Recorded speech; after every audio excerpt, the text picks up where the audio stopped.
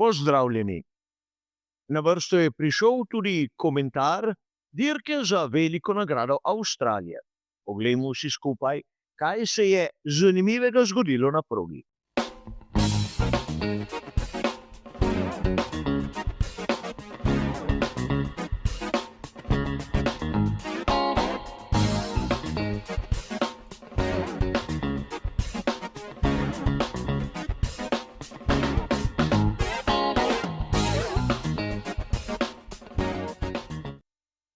Tudi tokrat bo, kot ponavadi, naš komentar razdeljen na dva poglavitna dela.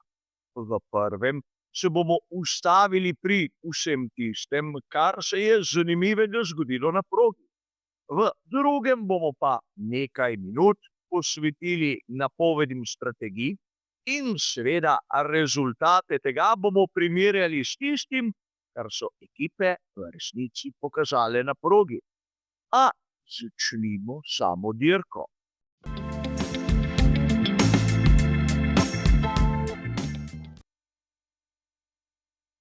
In pravzaprav bi morali dejati, da bomo danes najprej začeli s tistim, kar se je zgodilo pred dirko za veliko nagrado Avstralije. In verjetno vsi vi veste, kam meri. Oscar Piastri je izpadel v tistem izhodnem krogu, ko je zapustil garaže in se hotel razvrstiti na štartni razpored pred formacijskim krogom. In v mnogih virih ste lahko brali, da je imel težave z elektrohibridnim delom, da je kar naenkrat dobil 100 kilovatov in da ga je to nekako zaneslo v zaščitni zid. A v resnici njegova izjava je povedala situacijo čisto drugače. Oscar Piastri je priznal, da napaka je bila čisto njegova. Res, ko je zapustil garaže, je imel izpraznjeno baterijo. Ampak ker je zapeljal malce preveč pogumno na robnik, ko je stopil na stopalko za plin, ni bil pripravljen, da bo imel 100 kilovatov več same moči in to je botrovalo nesreči. Ampak vzemite kakorkoli hočete, vozniška in ne tehnična napaka. Treba je povedati, da Oscar Piastri na veliki nagradi Avstralije enostavno v navednicah nima sreče in morda si pri domači publiki želi pokazati preveč. Žal pokaže preveč v negativnem smislu. Ampak druga točka, pri kateri se moramo obvezno ustaviti, je štart. Že iztestiran v Bahreinu so mnogi smatrali, da bo Ferrari imel nekaj več. In tako je tudi bilo. Videli smo, kako je Charles Leclerc švignil dobesedno mimo vseh ostalih. Videli smo tudi, da Lewis Hamilton je bil presneto. Ampak treba je zadeve malce bolj podrobno razložiti in pokazati na neko malenkost, katero so drugi spregledali ali pa jo niso hoteli omeniti. Najprej je treba tu poudariti nekaj pomembnega. Mnogi na štartnem razporedu so imeli težave z izpraznjeno baterijo. Na primer, Izak Hajdžar je bil eden izmed njih in govori se, da tudi pri tovarniški ekipi Mercedes. Zakaj?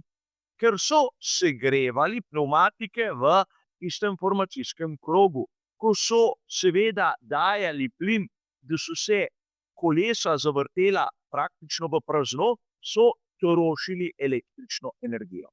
Nekaj, kar bodo pri ekipah v svojih postopkih v tem formacijskem krogu omilili ali popravili. Ampak to ne zmanjša pomena fantastičnega štarta Charlesa Leclerca.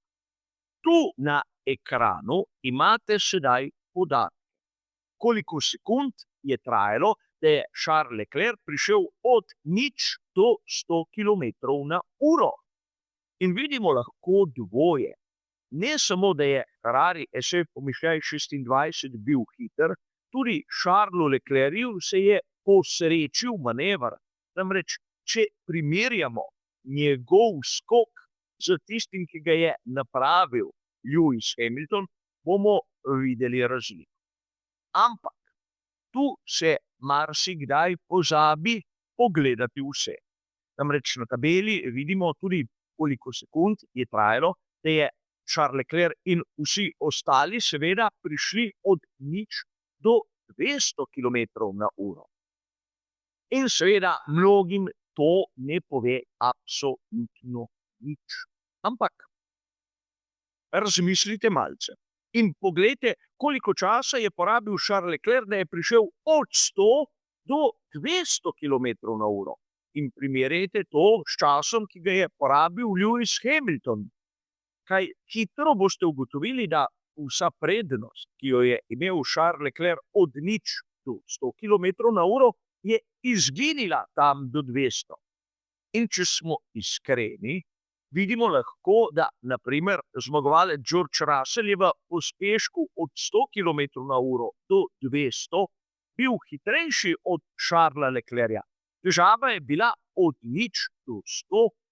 Kaj lahko iz tega sklepamo? Enostavno, da Ferrari ima manjši presek turbine, zato tam spodaj pri pospeševanju je enostavno boljši. Lahko ima tudi krajše prestavno razmerje, prvi, drugi, morda tretji prestanek, kar se pozna. In tretjič, lahko je, in tu je seveda pogojnik, Charles Leclerc porabil več električne energije, ampak v to osebno tudi malce dvomim. Dejstvo je, da Ferrari je izjemno hiter pri tistem pospeševanju z mesta, ampak od 100 do 200 km/h se ta prednost morda celo spremeni v slabost. Zato moramo biti na to pripravljeni. Zakaj je to tako pomembno? Nimamo vseh prog takšnih, da je takoj po štartu nek ovinek, ki bo razdelil skupino. So štartno-ciljne ravnine, ki so dolge in kjer preden začnejo zavirati vozniki, traja nekaj časa in hitrosti se povzpnejo tudi prek 200 km/h. Tako da prednost ja za Ferrari, ampak morda se v določenih pogojih izkaže tudi za slabost. A vrnimo se k tistim začetnim krogom. Tu je treba povedati, da sta Ferrarija dokaj hitro prišla na prvo in tretje mesto. George Russell je seveda se boril, ampak zanimivo je, da Charles Leclerc, kljub temu, da je kazal boljšo formo pri boju, ni bil sposoben se oddaljiti. Izjemno slab štart je imel Andrea Kimi Antonelli. Praktično po prvih ovinkih, če me spomin ne vara, je bil okrog 7. mesta, ampak na koncu smo videli, da je lepo prišel na drugo mesto. Zakaj je Antonelli tako slabo štartal? Ker ni pripravil vrtljajev, pa vemo, da imamo drugačno štartno proceduro in verjetno lahko bi dejali neizkušenost. Ampak rezultat je domov prinesel. In tu bomo prišli seveda k rahlo boleči točki, predvsem za vse navijače Scuderie Ferrari. Namreč to, da pri izboru strategij in pri hitrih odločitvah pri Scuderiji iz Maranello nekako pregovorno niso najboljši, je med nami navdušenci skorajda že dejstvo. Ampak na veliki nagradi Avstralije smo videli dve kapitalni napaki. Izak Hadjar, ko je odstopil, je povzročil prvo obdobje virtualnega varnostnega avtomobila. In seveda vsi glavni akteri so se ustavili za menjavo koles. Vsi razen Ferrarija.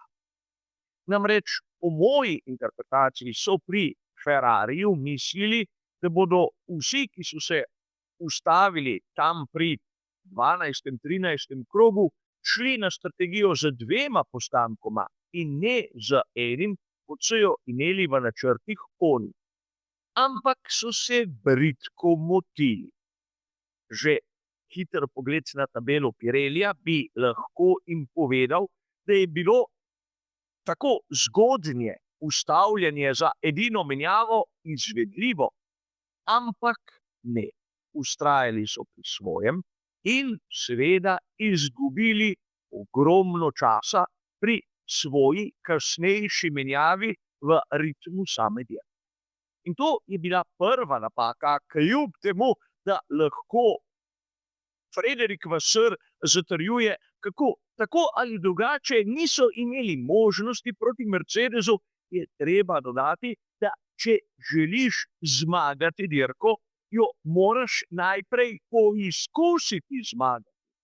Strinjam se z Lewisom Hamiltonom, saj z enim voznikom, predvsem njim, bi morali pokrivati odločitev Mercedesa in pika. Tu izgovorov ni. A težava je nekje drugje, govoril sem o 2 napakah. Razumem, pri Ferrariju se niso znali odločiti, zato so šli po tistem planu, ki so se ga domenili predtem in najprej logično poklicali na menjavo Charlesa Leclerca. Težava je v tem, da so Lewisa Hamiltona pustili na progi najmanj 2 kroga preveč. Tako si je nabral tisti zaostanek, ki ga je na koncu praktično prisilil biti 4.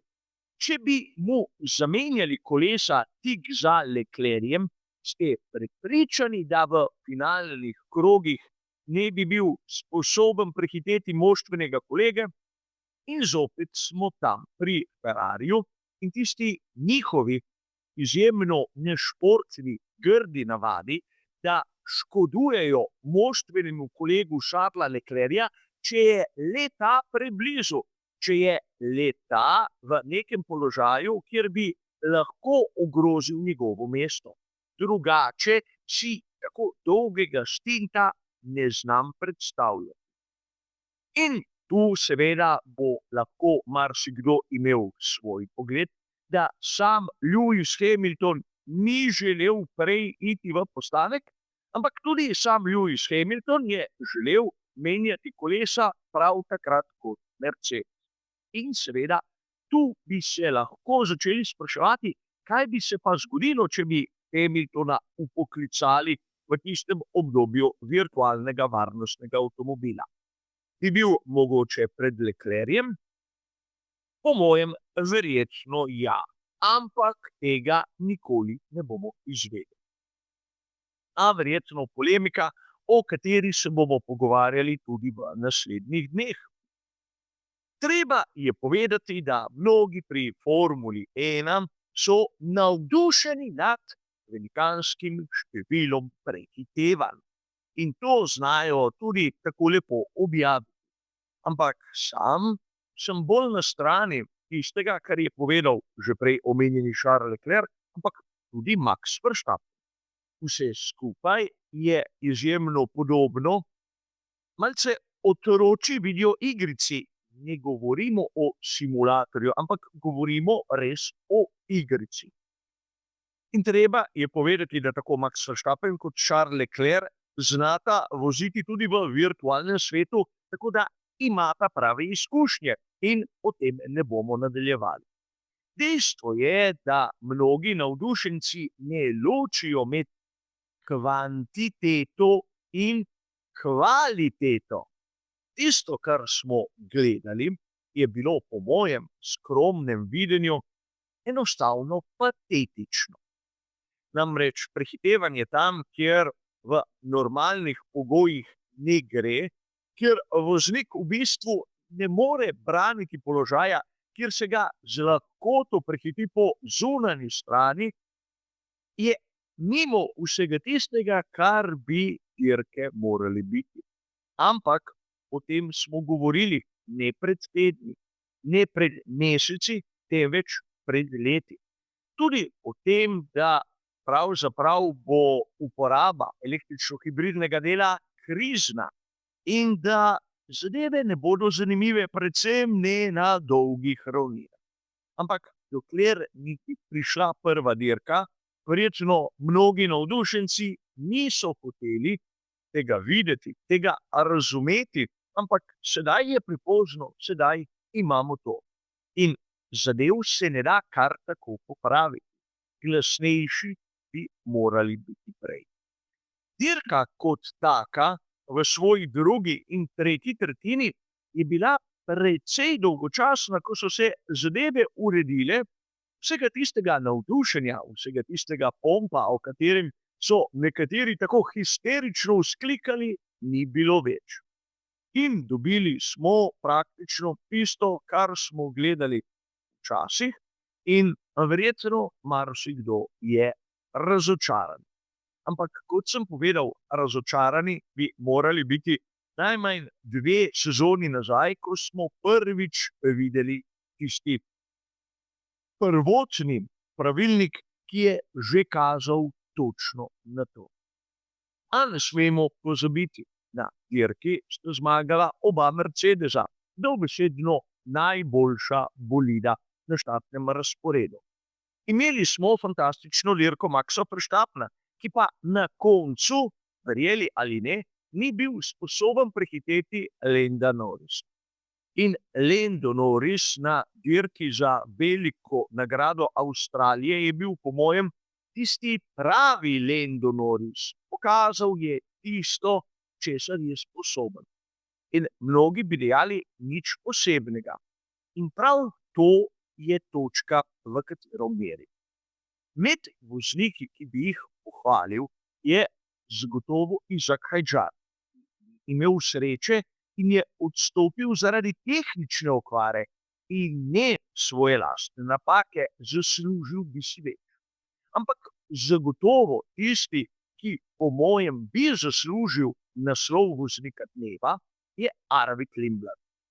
Nič nimam proti Maxu Verstappenu, ampak njemu naslov voznika dneva ne spremeni življenja. Arvidu Lindbladu bi ga pa lahko, in to na bolje. In ne smemo pozabiti, da na primer Gabriel Bortoleto je dosegel fantastični rezultat za Audi. Audi, ki je imel težave z Nickom Hülkenbergom in ni prišel praktično niti na start. In seveda tu bi lahko dejali, da na dnu smo videli tudi tisto, česar mnogi si niso želeli. Namreč porazno formo pri ekipi Cadillac, kjer so bili strašansko počasni, in nekaj, kar je meni osebno bilo všeč. Velik dokaz karakterja pri Aston Martinu. Priznam vam, da sem sam pričakoval, kako bosta oba naredila tisti formacijski krog in zapeljala v garaže. Ampak ne. Pri Aston Martinu so celo odpeljali nekaj krogov, se ustavili zaradi težav, se vrnili na progo in šli, dokler so lahko. Pokazali so voljo, pokazali so borbenost, pokazali so željo. Takšno željo bi želel videti tudi pri skuderiji Ferrari. Ampak menim, da mnogokrat sem sam preveč zahteven. A toliko o tem. Poglejmo si še malce, kaj so pri Pirelliju povedali za njihove napovedi, kaj sem napovedal sam in seveda, kaj so storile ekipe.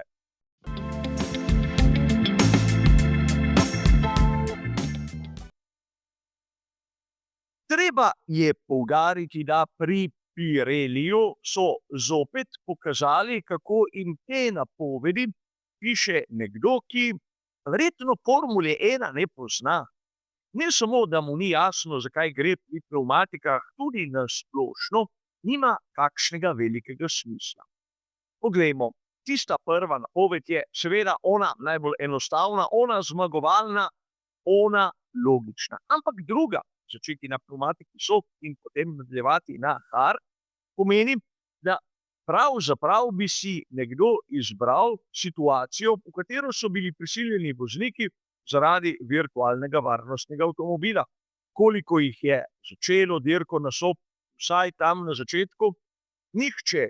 In koliko bi lahko dejali, da je bilo voznikov, ki so za enim postankom imeli takšen izbor, Franco Colapinto, ampak v obratnem vrstnem redu. Torej, videli smo. Pri strategiji z dvema postankoma smo zopet videli nekaj očitnega in nekaj neizvedljivega. Soft, medium, soft seveda ne gre. Sam sem bil po eni strani malce bolj tradicionalen. Seveda ena strategija z enim postankom, kot bomo videli, dokaj točna, in dve strategiji z dvema postankoma, kjer je bila pa edina razlika stil ali na pnevmatiki medium ali na pnevmatiki hard. In če sedaj pogledamo, kaj so ekipe v resnici pokazale na progi, bomo videli, da na primer s Charlesom Leclercem, ki ni izkoristil virtualnega varnostnega avtomobila, so bili pri svojih izračunih pri Ferrariju dokaj blizu mojimi. Razlika le 2 kroga, kar pomeni, da sem bil tam. Ampak, če pogledamo strategijo Maxa Verstappena, bomo videli, da je uporabil tudi tisto, kjer se rabi 2-krat pnevmatiko hard in 1-krat medium, ne v takem zaporedju, kot sem napisal sam, ampak zagotovo bližje resničnosti kot ono, kar je napravil Pirelli. Strategija z dvema postankoma in 2-krat pnevmatiko medium je pač izbor, ki ga je imel na primer Lando Norris, in seveda vidimo lahko, da tudi z mojimi napovedmi, z mojimi izračuni sem bil tokrat tudi, recimo temu malce po sreči, bližje resničnosti kot oni pri Pirelliju, ki tam delajo, ki imajo vse podatke na razpolago in so za to plačani. Ampak videli bomo, kaj se bo zgodilo že na naslednji dirki, veliki nagradi Kitajske. Za danes je to vse. Hvala za vašo pozornost in nasvidenje.